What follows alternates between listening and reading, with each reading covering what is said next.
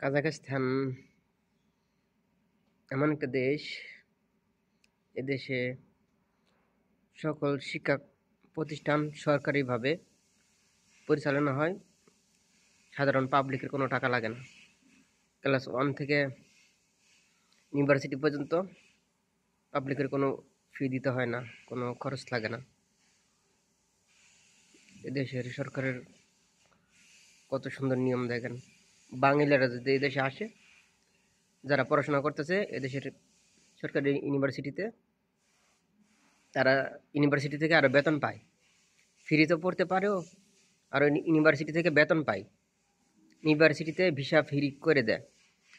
University থেকে বাংলা টাকা শুধু 25,000 টাকা দিলেই ভিসা ফ্রি করে দেয়। অথচ আমরা যদি এখানে ওই ভিসা করতে যাই 2.5 লক্ষ টাকা লাগে। তাহলে বুঝেন এদেশে কত সুন্দর সুবিধা।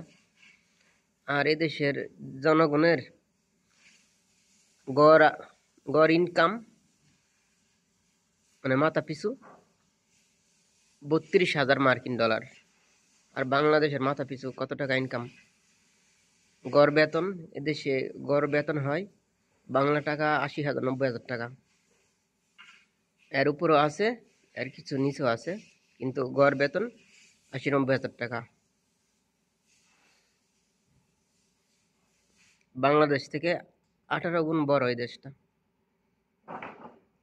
এদেশে সরকারের সব দিক থেকে ইনকাম হয়। কয়েক রকম খনিজ আছে, ওইগুলো থেকে ইনকাম হয়।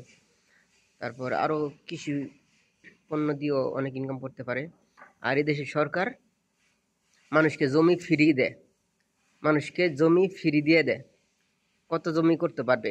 সরকারকে কোনো ট্যাক্স দিতে হয় না, সরকার এমনিতে জমি দিয়ে দেয় শুধু আবাদ করার জন্য। আর বাংলাদেশে খাস জমি নিতে গেলে কত লড়াই করতে হয়, কত কেস মামলা হয়। অথচ এই দেশে সরকার এমনিতে জমি দিয়ে দেয় সাধারণ জনগণের আবাদ করার জন্য।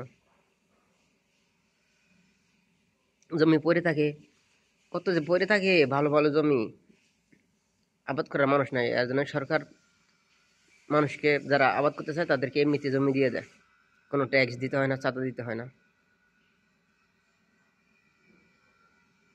আর আমি এখানে আছি, এটা আমার প্রতিষ্ঠান, এটা একটা গ্লাস ফ্যাক্টরি, এখানে আমি কাজ করি। এখন বিরতি টাইম।